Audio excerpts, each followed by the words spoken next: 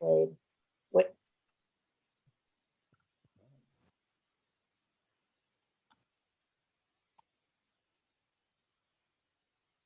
Okay.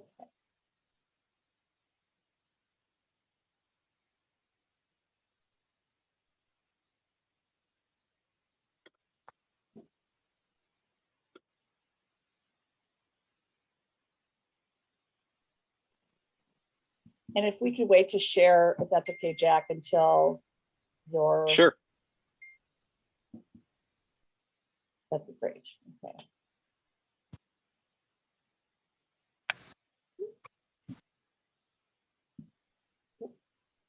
How are we doing? I see our list is hopping up. Hi, Karen and Nancy and Jason and Jane and Steve and Amy and Adam. Nice to see you guys. I'm going to hop right in. My name is Margaret Sheehan. I'm the Executive Director at Teachers Treasures. And this topic today came via, quite frankly, it came through the Kids in Need organization and Corey and Wade, wondering how we are, all of us out here in the network, maneuvering, or if any of us had success on submitting for this. And I haven't really had the chance to talk to Ann and Jack from Deloitte, but I hopefully let you know that we're all really small nonprofits. And when you look at, my colleagues here, none of us have big staffs. We all honestly kind of rely on each other to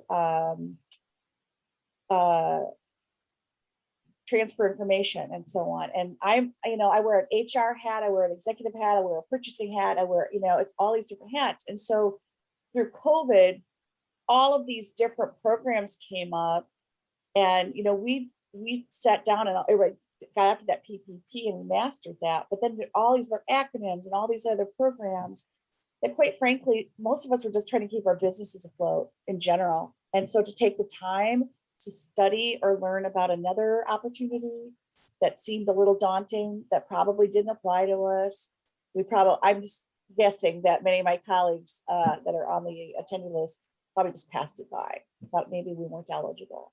So now we're all hearing about this again, there's still money available through this Employee Retention Act.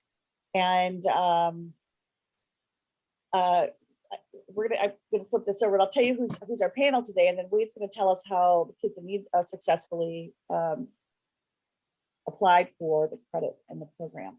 So Wade Jones is going to be joining us. He has an MBA and a CPA, and he is an employee of the Kids in Need Foundation as a VP of Finance and Operations. And Wade, was it just since the new year you've been there? Is that right? Yep. All right. 7 months. He's been working, and you've been in the Minneapolis area for 8 years in nonprofit finance and operations for Children's HeartLink and Medtronic Foundation, with roughly 20 years of corporate experience in business. And he started out as a staff auditor with PricewaterhouseCoopers, and from there he went on to traditional corporate finance, operation, and business management, followed by quite a switch to the nonprofit world. You've been involved in nonprofit GAAP, audit, compliance, grant management, operations, and so on. So he clearly comes to Kids in Need with a strong background in both experience and education. And Wade is originally from Indiana. That's where I'm based. So that was kind of fun to find that out. We also have Ann Fulton. You're the Managing Director at Deloitte Tax, LLP. You're a national specialist in tax matters related to tax-exempt organizations, of which all of us are that will be on this call today. Ann provides tax planning and advisory services to various tax-exempt entities, including large private, nonprofit healthcare, medical research institutes, and so on. Lots, quite vast, Ann. And you lead client relationships and provide services that integrate federal, state tax, and international tax, transfer pricing, employment tax, and so on. Things that my mind as a former English teacher completely don't understand, but we're going to embrace today. And Jack O'Connor is our third, welcome, Ann. And our third panelist today is Jack O'Connor. He's the Senior Manager in Deloitte's Global Investment and Innovation Incentive Services in Chicago. Also a very big title. And I didn't write as much for you, but you joined Deloitte in 2010. Has a great deal of experience working on multiple federal and state credits and incentives, including the Research and Development Tax Credit and COVID-19 ERC program. So you come to this knowing what you guys are talking about, and I can assure you that my colleagues will There are 11 of us plus me and Joel, so representing 13 nonprofits around the country. And so I'm going to turn this over. Thank you guys for being here. I'm going to turn it over to Wade. I'm thankful that you're with us, Wade, from the Kids in Need perspective. And I understand you guys did apply for this program. And, if you could give us a little background too about how many employees does Kids in Need have? And then what was that uphill or downhill battle look like for you from also relatively small nonprofit in the scheme of employees and so on? So we'll turn it over to you, Wade, and then we'll go from there. And feel free, gang, to ask questions through the chat, and Joel and I will get those to the group. Absolutely. Thanks, Margaret, for the introduction. And hello, everybody. I'm really glad to actually be able to talk to the network. I've talked a lot about the network in my 7 months here. I have had my head down, putting in a new inventory management system and putting in new process improvements and kind of working on kind of the finance and operations of Kids in Need and just building up my team. As Margaret said, I'm the VP of Finance and Operations, and you guys all interact with my team a lot. I know you know their names by heart. You know their phone numbers probably as well. But my team is the one that helps make the offers and kind of fulfill the offers of product out to you all. And so I'm super. I just love my team. They do great work, and I'm proud of what they've done.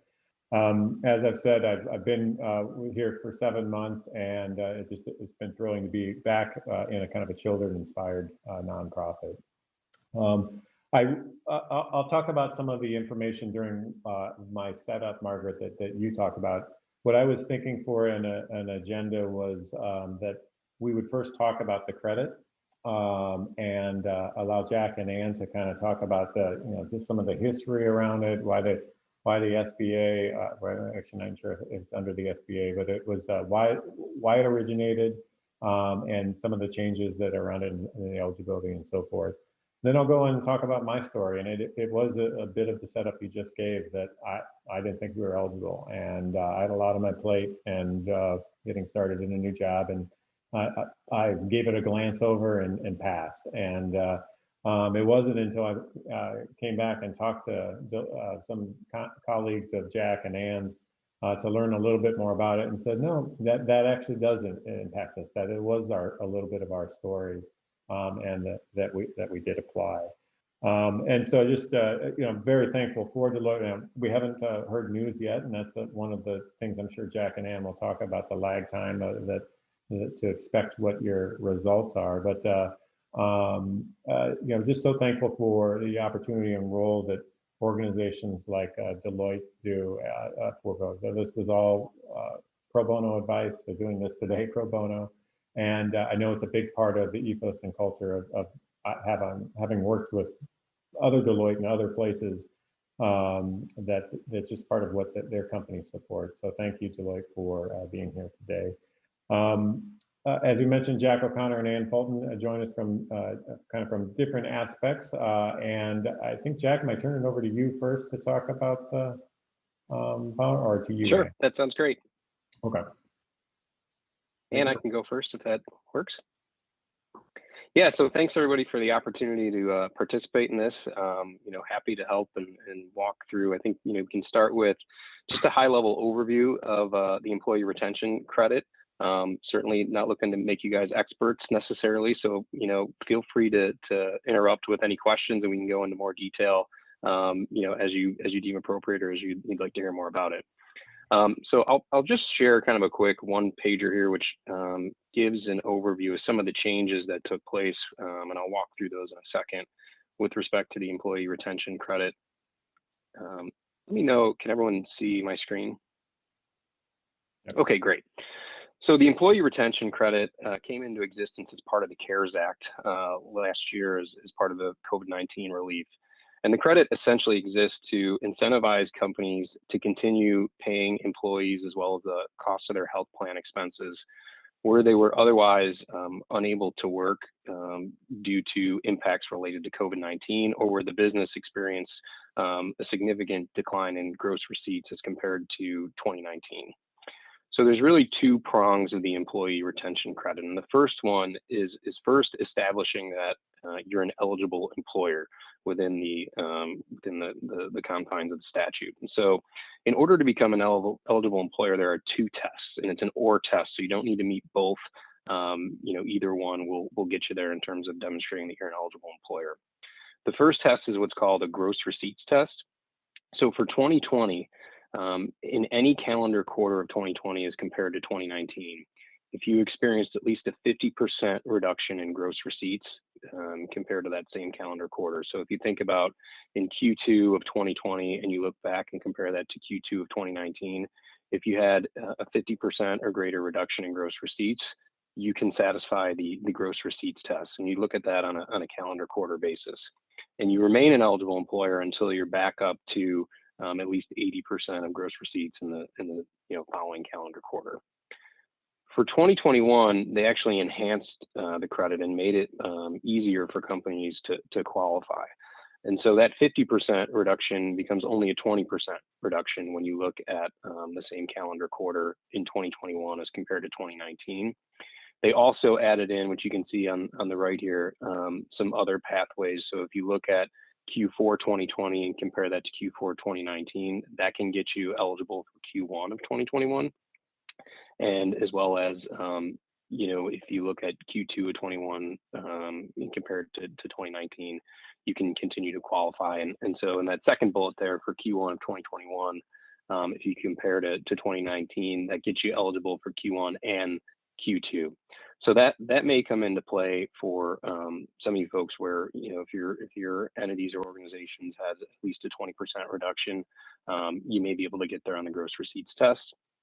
If you didn't have quite that drop in gross receipts in 2020 or 2021, there's another pathway to qualifying. And I think this is where the majority of the taxpayers that I've worked with that can demonstrate that they're eligible, and it's what's called the governmental order test.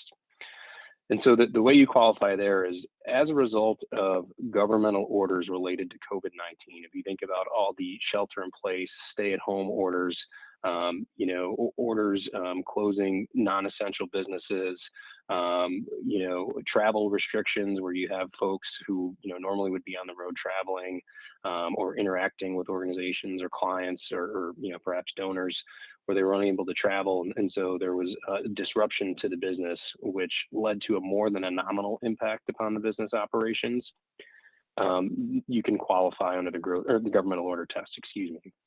And so when we use the term more than nominal impact, there's some guidance that came out last year in the form of FAQs and most recently Notice 2021-20, establishing some bright line tests around what's a more than nominal impact. And so there it can be at least a 10% reduction in things like gross receipts or revenue, or service hours. If you have folks who are working, significantly less, where we can demonstrate that there was a reduction in service hours. There could be impacts related to supply chain, which, if you think about like in a manufacturing setting, for example, if you have, some key suppliers that were ordered partially closed, which impacted or disrupted your supply chain, that's another pathway as well. So there's a number of different ways that you can qualify. Under the governmental order test, we look to the dates at which the orders went into effect and remained in effect to show that that's your dates of eligibility. So I'll pause there before I go any further. I know I just kind of threw a lot at everybody. I'll see if there's any questions at this point. So Jack, again, from a very simplistic perspective, I'm zeroing in on the line on the bottom because the quarter that we used for the PPP, and I don't know if it was the second one or the first one, is that the same quarter that we could submit for the ERC program? Great question. So there's no, the PPP and the employee retention credit are not mutually exclusive, but you cannot claim the employee retention credit on the same wages where there was loan forgiveness related to PPP. So we look to, in the instances where taxpayers have claimed PPP, we look to the date at which you claim PPP and the date at which loan forgiveness went into effect, as well as the amount of loan forgiveness. So that's something, on an individual entity basis, we would probably request some documentation there to help you look through the interplay between both the retention credit and the PPP. So what you're saying, in my words, is no double dipping. There's no double dipping, yes, but you're not excluded from claiming it just because you took PPP. But it says on the bottom, a recipient of a PPP loan cannot claim loan forgiveness with respect to any payroll costs treated as qualified wages. So if we do get the ERC, then we would not have that loan forgiven.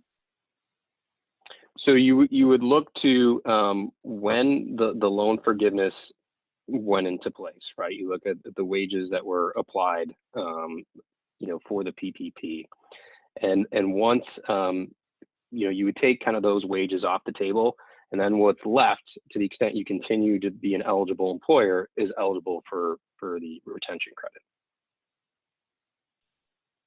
Yep. Sure. Jumping to kind of the second line there, and this goes into, okay, once we've established that we're an eligible employer, how do we go about calculating the credit? For 2020, there's a notion of a small employer. So for 2020, that's anyone with 100 or fewer full-time employees. If you are a small employer, you can claim all wages paid as part of the employee retention credit up to $10,000 of wages. So it's a 50% credit. But let me back up a step. For 2020, it's a maximum of a $5,000 credit on up to 10,000 qualifying wages for the retention credit. So there's statutory 50%. So 50% of that 10,000 gets you the 5,000 credit. So once you have folks that max out at that 5,000 for 2020, they're capped. For 2021, they enhanced it to make it 10,000 of qualifying wages per quarter and a 70% credit. So a maximum of 7,000 per quarter, so 28,000 for the year. So a significant enhancement in terms of the benefit that you can claim. If you have, going to the small employer test now that I've explained how to calculate it, if you are a small employer for 2020, you can claim all wages paid. So you don't need to look to the time that employees were unable to work related to COVID to calculate it. You can claim that full 10,000 for all employees paid, or all wages paid to those employees.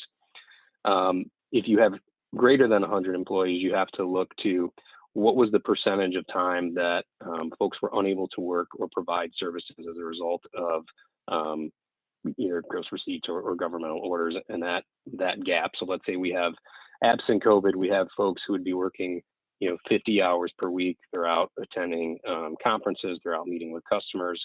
And now, as a result of some of those impacts related to COVID-19, whether that's the governmental orders, right, where they can't travel, we have, business customers that are closed.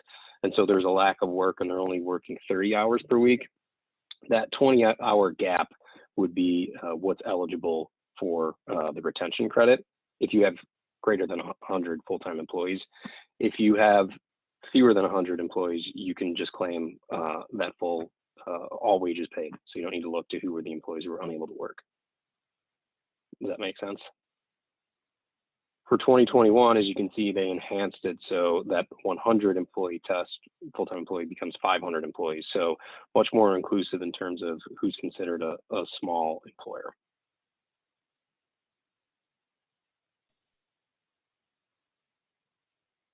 Any questions so far? I'll pause again. So Jack, these credits can add up pretty quickly, right? Because it's 5,000 or 14,000 per head, assuming that the person makes, an annual salary of at least $10,000 a year. And if you're a small employer, you can include all of their annual wages as long as they were still getting paid. And so, I think for my clients, at least, that have gotten through that eligibility hurdle, there can be some real material dollars here as far as the credit.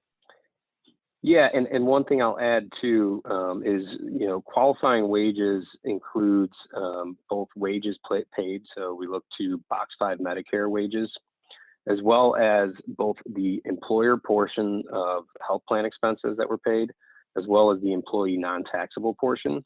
So if you think about situations where perhaps you had folks on furlough where we weren't paying them a wage, but the company continued to provide the cost of their health plan expenses, those expenses are still eligible and can apply for the retention credit.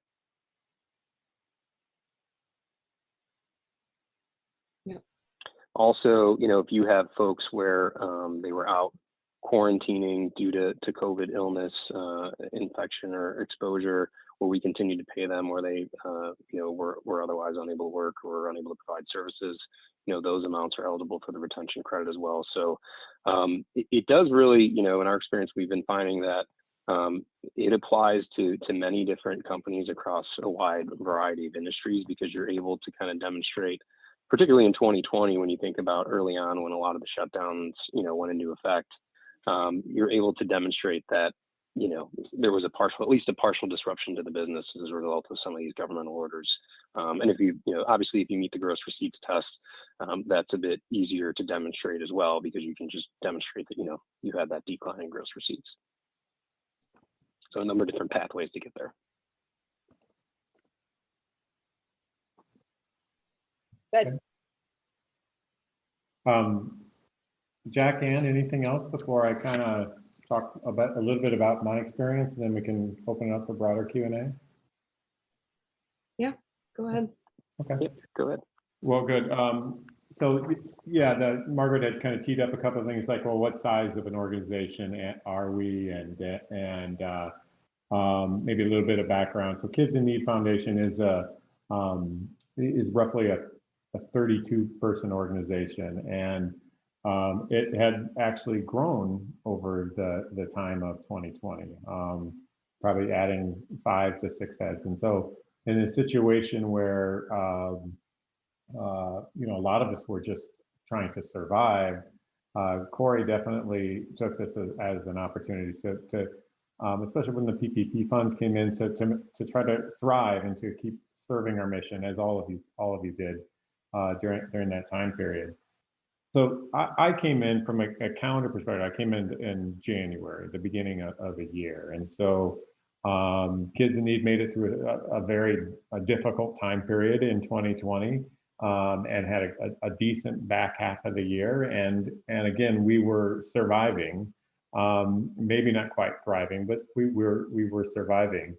And so when I heard about the ERC, and I heard that the PPP, and I think that was sometime in January, that maybe February, when the PPP limitation was removed, I read about it, and I said, oh, the couple of things that kind of thought about, well, we've been somewhat successful in the revenue situation, and that doesn't feel like that fits. Or the other thing I said, the word credit.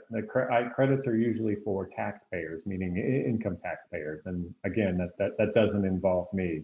And so I read the headlines, but I didn't necessarily maybe do some of the, more of the detailed kind of work. And another point to that is we were actually a pretty haphazard in thinking about, well, what funds are being applied to the PPP loan. And we were going after a PPP loan draw 2 as well. And so just, it wasn't very well kind of planned. I think we were just, a lot of applications were out there, and we were applying. And so I just felt like, gosh, it seems like a lot of work, and it doesn't feel like it's going to work out. And we also had another complication, that we had changed our PEO, who was our true employer, during the middle of the year. And so our funds of who paid us were kind of in a lot of different places. And it just looked complex, and it wasn't as simple as the PPP, which I imagine many of the network had applied for. And kind of like I said, Deloitte, when I had a conversation, when they opened their eyes on a couple of things, and Jack alluded to a lot of them.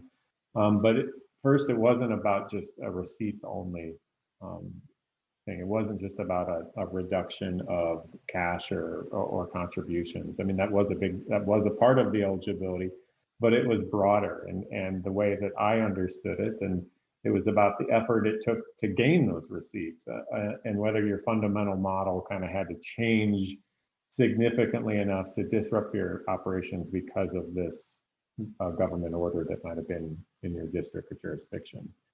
So in other words, it was about the inputs also to get to those receipts. And that kind of totally flipped my mind around like, well, maybe I should go looking in some different areas of our financial statements and of our work and metrics that we keep as an organization. And so I did look at cash and revenue, and we didn't quite meet that threshold. Let me back up and say we did apply for Q2 of 2020, the very start of the pandemic. And then I found out that our PPP loan actually didn't really come in until July, so we were using PPP loan forgiveness of Q3 and forward. So we had this opportunity in Q2 of 2020 to look at, and I started to look at that period specifically. And typically that's when we hold our gala. And I don't know if a lot of organizations in the network hold galas or have in-person events, but obviously those were restricted. And so that's where, a lot of effort, but effort that's very concentrated brings in a lot of money on one day. And that had to shift to, the typical ways to cultivate donors and the typical ways to bring in or different strategies to bring in funds. And so that was a part of those inputs to get the receipts. The next one I kind of looked at was our gift donations. That is the heart and soul of what we do. And a lot of our organizations rely on gift in kind. And we and probably all of you saw significant declines at different times, especially when you compare these period over period, like Jack was suggesting doing. Q2, the beginning of the true shutdowns across the country, I mean, shipping stopped. And so whether organizations were going to be donating stuff, that was kind of put on hold because they couldn't get it out of their warehouse and into our warehouse. And so we saw almost triple-digit reductions in gift donations during that time period. And so in response to that, we had to do other things. We had to purchase a little bit more, or we had to kind of shift the way we did programming. And finally, Jack did mention about our workforces kind of changed, and our workforces are specifically around volunteers. And so a lot of us rely on volunteers, and the ability to have volunteers in your building was halted, whether it was from government order or was it going to be at the discretion of typically who our volunteers are retirees and or children, school children, and it just halted overnight. And so again, changing our business model, and in response, we saw overtime. We saw high school interns that we used. We had staff positions that were going from the office down to the warehouse floor to pack boxes and to ship goods and to continue to deliver on our mission. And finding some of the metrics around those were some of the reasons that we were feeling like,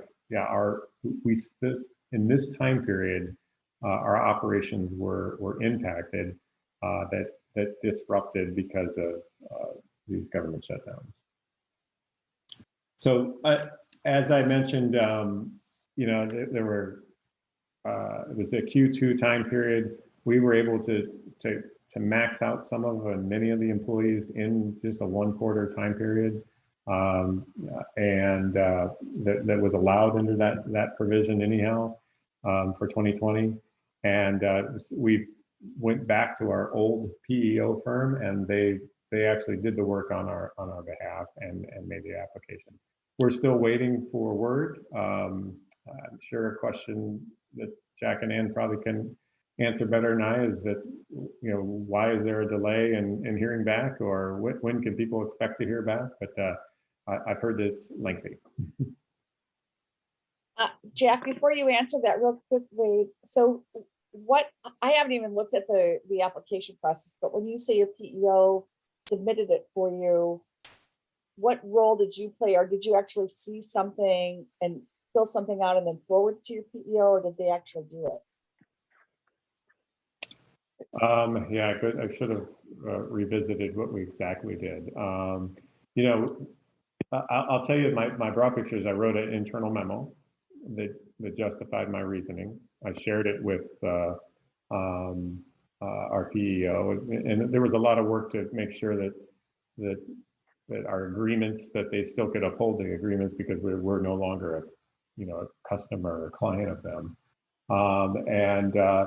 And then we provided the person by person analysis of where we capped at the $5,000, and that also that had wages in that period, and said this is what the number we think it is, and because they file and amend on our behalf, they did probably more of the heavy lifting, and they came back with a DocuSign for us to sign the documents that said that they will file for us. I'm probably going pretty high level, but that's the basic idea of what we did. Yeah, and I can just say a little bit more about that. So it's a payroll tax credit, so it gets included on Form 941, which gets filed each quarter. So many clients now, because you're going back and claiming the benefit, are filing amended 941X forms. On the form, there's no formal application. It's just you include the amount of the qualifying wages and the associated health plan expenses. So there's a few different lines, and you just put the total amount on there. What you mentioned, Wade, I think is something that's pretty common that we're seeing. However, is where your payroll provider, your PEO, is amending the forms and filing on your behalf. A lot of those payroll providers are asking for the amount by employee and by pay period, so that they can include it and import that into their systems. So I would say, one of the recommendations that we've been making as if you're going down the path of pursuing the employee retention credit, is first just kind of having that discussion with your payroll provider or your PEO to understand, are there specific fields or formats that they want to see, so that they can amend and file that, file for the credit for you, because you want to make sure, if you file it kind of outside of their processes, they may not continue to support you in the event of an audit. So you want to make sure that you kind of have that discussion up front, so that you're within the construct of how they want to see it. And that varies depending upon payroll provider, what your package is, and things like that. Wade, and one of the ways. Well, I was curious because of the PEO situation. Wade, did you have to pay the PEO for them to submit this? I was just going to say that, yeah, there was a fee. I want to say it was $500, and it's not. We do it. If we get our money, if you get your money, it was $500. So and a lot of PEOs, at least the two that we've had the experience with, they actually create reports for you that are designed for, these are your PPP forgiveness wages. This one didn't do it on the ERC, but in the past, when we did for forgiveness of PPP, they actually tell us based on their knowledge of what are the PPP forgiveness wages.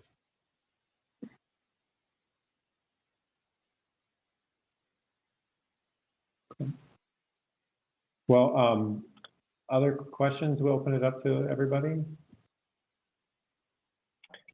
I was just going to add one more thing. While there's no formal, application or documentation requirement, one of the things that we've been assisting our clients with as they're going through this analysis is similar to Wade, what you had put together internally, is a memorandum documenting, some of the facts that help you satisfy that eligible employer test. So, in some of the examples that you provided, right, where, we've had significant decreases in, the amount of funds we've been able to raise, or donations as a result of, COVID-19 impacts, or, we've had galas or fundraising events that were canceled because, you know, shelter-in-place orders or because of social distancing requirements or restrictions. Or we had groups, you know, that would normally be out, you know, kind of doing that, you know, that fundraising and that, you know, face-to-face interaction, and they were unable to do that as a result of, you know, COVID-19, and that led to an impact upon our organization. All those different fact patterns that you're layering in to kind of support your case as an eligible employer. You know, we've been helping folks document that so that, you know, if questions arise down the road, you know, you have that all kind of on paper and can support your claim. So one of the things you said, Wade, that for us as a small group, small nonprofit, we do not, we don't have an inventory management system in general. So, but I think from kids, I can see where it's different, where you guys, you designate in kind as income. Is that what you were saying? And so because you had a loss of income inbound product, you were able to put that as part of your testimonial. Is that right? Yeah, that's correct. You know, just we record in kind every month, just like we record an expense every month. And I won't take you through the accounting, but it is a it's another line item like revenue and expense, and you can compare it from period to period. And we had I think some like a 60% reduction in Q2 of 2020 over 2019. That's interesting. So Jane's asking about, who did you address? That was it an internal memo, or was that something that you addressed? Just an internal memo to file. Okay. Yeah, the PEO wasn't as concerned about our rationale. They talked to us about it, but they weren't judging it and evaluating it and saying, yeah, that's good or not good. Yeah. Well, Wade, I would tell you this. You don't know us very well, but one of the things we do, particularly through the network, is we share. So if there's any comfort level that you would have is, you know, taking out names, taking out numbers, and sharing that skeleton of what that memo looked like, you'd have a lot of happy people on your hands. I would hope that my colleagues that are on the call would offer that as well. Jane had asked, are we going to be sharing the documents? A couple of things. We are recording this, and so we're going to be putting this in all 3 base camps for sure. And also, so then the document Jack was sharing would be right within that. I also have that document that I could load up to Basecamp very simply as well. Jade asked another question to you, Wade, related to volunteer hours. Do you track them, and were you able to also point to that reduction? That's a great question. Yeah, I believe I did. So it was it wasn't as easy to do it on the quarter by quarter basis, but you know, there was I did put a number to it, and it was like 70-some% decline. There's a part of the story, right? There's part of the story.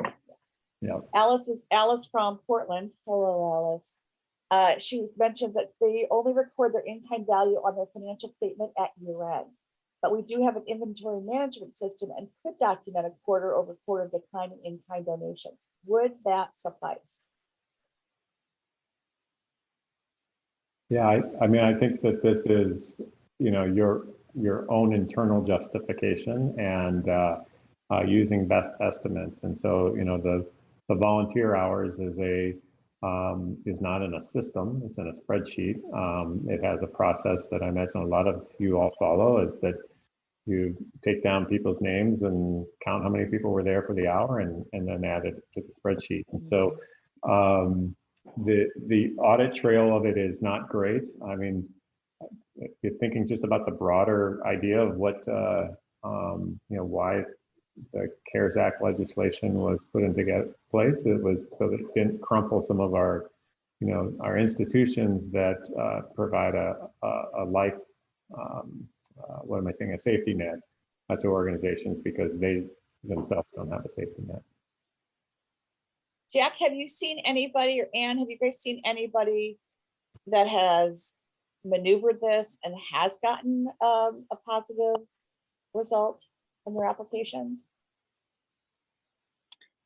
Yeah, we've been helping hundreds of clients, claim the employee retention credit, and it applies not just to profitable organizations, but charitable organizations as well.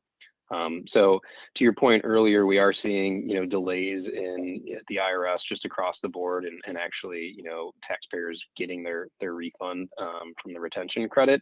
But I think typically once you provide those amounts to your payroll provider, I think we're seeing takes them several weeks to get it filed, and then from there it's kind of totally depends, but it's at least several months, I think, before those refunds are getting processed. One other item I was just going to mention when you were talking about kind of what can be included as gross receipts, I can share notice 2021-20, which came out, and question and answer 25 speaks specifically to what can be included in the definition of gross receipts for charitable and nonprofit organizations. And then additionally, I guess, I was just going to add one more thing, Wade, if that's okay. When you were mentioning, in terms of documentation or substantiating hours that were lost or reduction in hours, there's no requirement that you have to track time, or that you've got time cards where you can demonstrate John Smith worked 50 hours this week, 20 hours the next. In fact, we have many clients, if you think about manufacturing organizations where you don't have employees that are tracking time, and so in those instances, we've just been working with kind of department managers or supervisors who can make reasonable determinations or estimates in terms of the reduction in time for some of those fact patterns.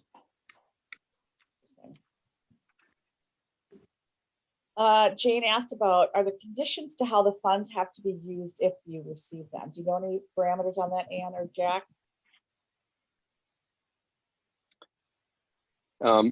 No conditions in the sense of like PPP where you have to use it for for certain expenses. As I mentioned, is a payroll tax credit, so it offsets your payroll taxes in the form of like FICA, Social Security amounts, and I can provide some additional guidance on that as well. Okay. Alice Wade has asked about regarding the decline in volunteer hours. Is it the hour, the count of individual, or the value of the volunteer time that we're talking about? And again, I don't know if that was just part of your narrative, Wade, to say, yeah, not only did we lose this money, but we also lost this in kind. And then this was another demonstration of our decline, was the many volunteers to do this work. Was that part of the narrative, or was that more of a data point for you?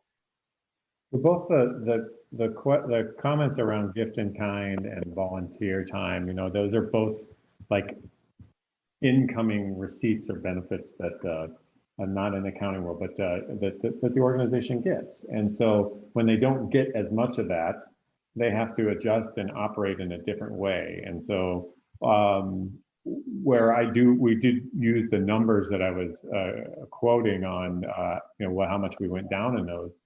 What happened was there was a response to that, and that response was the input that I was trying to say. Yeah, that was the light bulb that went off with me when talking to Deloitte. Was our response was we're still going to try to thrive and not just survive, and so we still kept trying to do things that would serve our mission to the highest level it possibly could, and so we allowed for overtime, or we allowed for staff members to come down and work out of the office and onto the floor. So, do I have great numbers of how many times, Corey went down and packed boxes? No, I don't, but I know he did. And, and that is some type of impact. And so the numbers I'm focusing on, or the reductions of the initial result that led to the response. Okay. So from, again, a small shop perspective, we all have boards, Ann and Jack. I happen to have 4 CPAs. It just works out on my board, one that has maneuvered this for his company. And so I'm saying this to my colleagues that I am turning it over, much like Wade did it to his colleagues at Deloitte, over to our, financial leadership within our organization. And we're going to meet early next week to, look at the test and see what our eligibility is. And I'm just, pretty much turning it over to those guys. But as I've said in my note, I just think we'd be leaving money on the table if we didn't take that test to see if we have eligibility. Well, I've seen Alice ask an additional question on this because she potentially did not experience the needed percentage decline in gross receipts. Does it matter if in-kind or volunteer counts decline? And that goes back to, was that part of the narrative or part of a data point? Anybody have a response? Yeah. Oh, I was just going to say, I think it's important to remember that there's two parallel paths to be eligible. So one is gross receipts. And so that's very numerical. It's very, it's analytical, you can calculate it. So if you know that you met the gross receipts test for a quarter, like Jack was talking about, then just go down that road. You can prove it. If you can't, then many organizations, especially in the early months of 2020, were under a governmental order that affected their operations. And that's what I think is a little bit more subjective, because if your organization's operations were impacted because of a governmental order. And I will tell you that once we started looking at this for clients across all industries were affected in different ways. I think Jack would probably agree that many people were impacted because of governmental orders. Even if their employees were still able to keep working in a pivoted capacity, or you still kept the lights on at your organization, you had to do things. People had to go down and do different roles, and people were in and out. And so a lot of my clients in 2020 were able to create a narrative such that they were able to say, we had this governmental order, this is how it impacted us. And then you don't have to prove the numbers. Jack, is that consistent with what you're saying? That's exactly right. Yeah. And I think it's, like I said at the outset, most of our clients are following that governmental order test in order to qualify. So they did not have a significant reduction in gross receipts, but they did still have, that more than nominal impact, which, you can define as revenue, you could define it as fundraising, you could define it as, production or service hours. There's a lot of different ways to demonstrate a more than nominal impact. And I would say, we've seen clients across every industry, clients that were deemed essential businesses that were still able to claim the credit. So to Ann's point, I think when you think about, especially early on last year, there's a lot of different pathways there where people have been able to demonstrate that they were eligible. Awesome.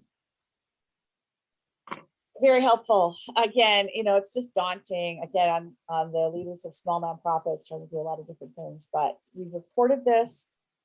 It will be a shareable thing so that if you did want to send it to your, leadership, financial committee, whomever, for them to help maneuver it, but then to also seek within your backyard, who is your expert that you could lean on to help maneuver this and, walk you through it. So we're grateful that the Kids in Need offered their staff person up with Wade, and then their partnership with Deloitte with Jack and Ann.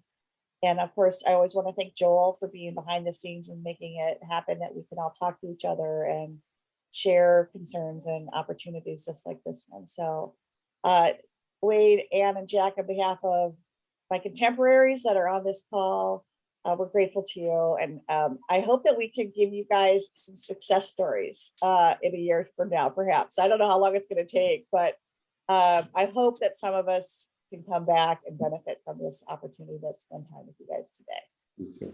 Yeah, we'd love to hear that. So indeed, well, we like to share those things. All right, well, thanks to the attendees and also to the panel, and you guys have a great weekend, and please stay well.